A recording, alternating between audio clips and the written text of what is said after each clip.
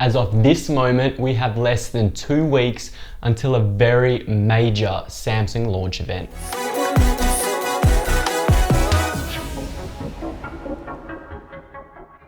What's going on, guys? My name's David Tomic and welcome back to the channel. Today we're going to be discussing the brand new Samsung Galaxy Z Flip and the Samsung Galaxy S20 Ultra. I'm going to focus on the Ultra more so because it has all the high-end specs and all the high-end features that the S20 and the S20 Plus or Pro, depends what they actually name it, don't have. So we're going to be focusing on these two devices and every single leaked rumor that's come out so far that's pretty much guaranteed by this point. So let's start with the Samsung Galaxy Z Flip. This is going to be a revolutionary phone, more in the foldable market again. Why it's called the Flip Z, I don't really know, because it's only going to be a single axis flip, straight down the middle like the old school Motorola's and the new Motorola they just brought out a couple months ago. It's going to feature a 6.7 inch full glass display, which is a huge step forward from the Samsung Galaxy Fold, which was a plastic polycarbonate kind of screen finish, which scratched and was super malleable and was just, well, garbage pretty much. This new display is going to be full solid Gorilla Glass, which means it's going to be a lot more durable for you guys, and it's going to be able to withstand a lot more opens and closes because, well, if you're buying a flip phone, that's one of the main reasons you buy it, to just play with it and flip it all the time. Even with this folding technology, it comes in weighing at 183 grams. To be able to get it down this much, they've actually completely ripped out the headphone jack from this device, as they have from the new Samsung S20 range as well. So all Galaxy phones moving forward seems like they're going to be going without the headphone jack to a full wireless connection if they can.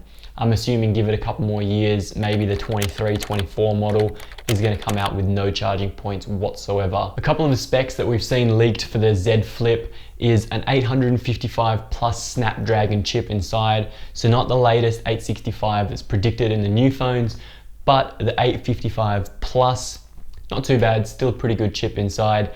8 gigabytes of RAM and 128 gigabytes of storage. No SD card and no 5G compatibility. So this phone is going to kind of be a prehistoric device internally when you compare it to the S20 Ultra, but at the same time it is still a flagship and it's going to have the awesome flip folding technology with the Gorilla Glass.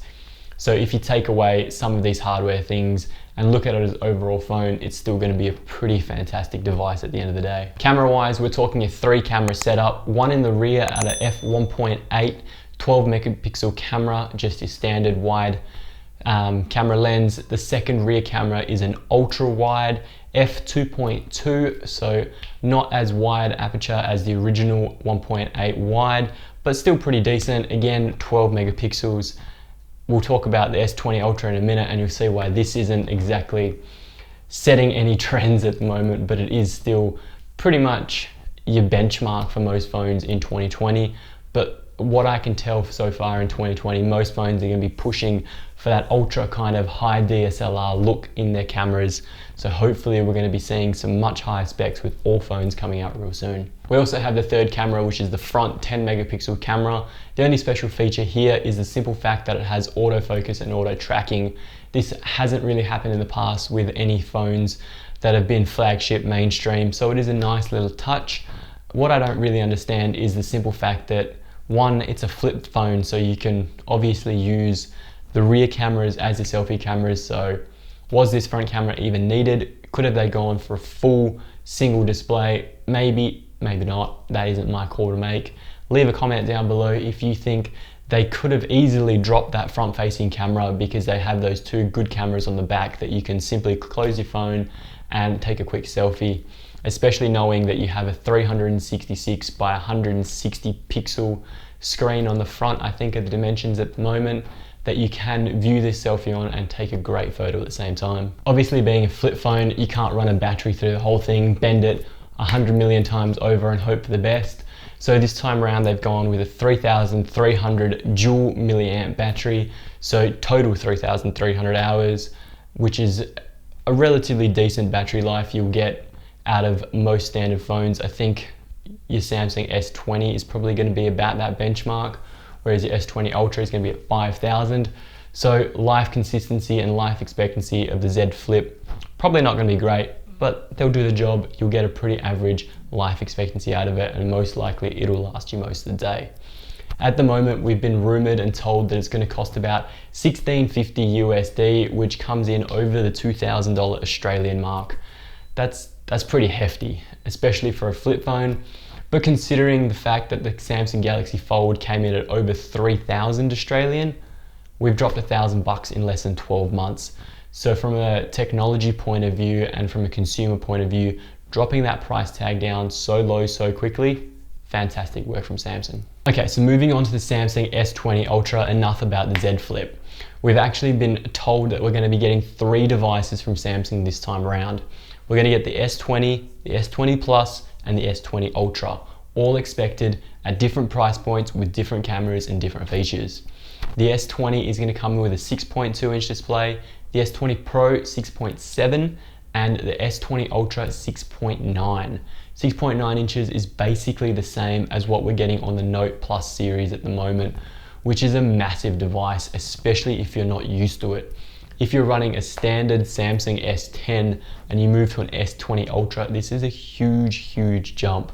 You're going to be struggling to type, and it's going to feel so awkward and so out of place. Trust me, I've done it plenty of times before. But one of the main things that's driving me especially, and I think most of the consumers out there, to upgrade to this S20 Ultra, which is rumored to come in at 1,300 USD or just under 2,000 Australian dollars, is the rear camera setup. We're talking something pretty substantial and a very huge upgrade, and an upgrade I'm definitely looking forward to. We're talking 108 megapixels for the rear main camera, 48 megapixels for the rear telephoto camera with 100 times digital optical zoom combination.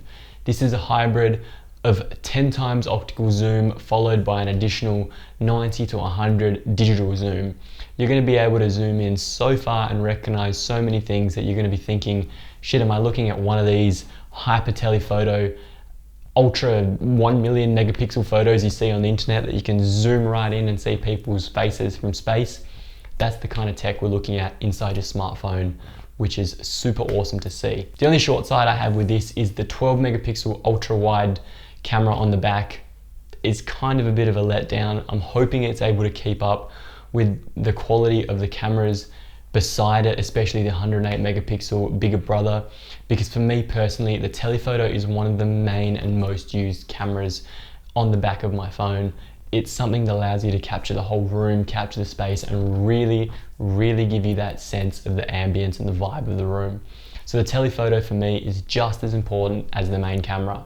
So stepping down from 108 megapixels to 12 megapixels, bit of a letdown, but that is okay. Some things we have to sacrifice in life. And moving forward from a tech world, we know how quickly technology moves, and we know how quickly we're gonna end up with 108 telephoto and 108 ultra wide camera on the back of a flagship device. I give it 2-3 years. Hardware's all well and good, but the software is super important as well, guys. And Samsung's secretly announced that 2 extra bonus camera shooting modes are going to be added in the Samsung S20 lineup. So all 3, the Samsung S20, the S20 Pro, and the S20 Ultra, will be getting single take and quick take. So the theoretically supposed single take is pull out your phone, open single take, pan your phone around, and it will automatically take photos from all 3 cameras and take videos at the same time, stitch it, edit it together, and make something cool. How useful this is going to be, don't know. It might be a super gimmicky Instagram story one day, but otherwise don't see it super helpful.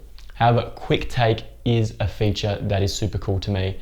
You literally open up your phone, quick take, it takes 3 photos on all 3 cameras, saves them to your camera roll, and you can decide later what you want. So if you don't have time to set up a composer shot, or you really just want to take that memory shot, which a lot of us do when we're going on holiday and we see something that's not super Instagrammable, or we just don't care, but we love the moment, we love the space, and we love everything about it, we want to take as many photos as possible. So quick take will definitely be one of my most used features on the S20 Ultra in the upcoming videos coming later February. Something that's also interesting to note is previously we've been told that we'll be getting 8K video recording files on the S20 Ultra. They've always stated that we're going to get it at 30 frames a second, and then we'll get 4K at 60 frames a second, neither with high dynamic range capabilities. That's okay, not the worst thing in the world. You can film in 1080 with high dynamic range if that's what you want. If you're in a studio setup, 8K is going to be incredible.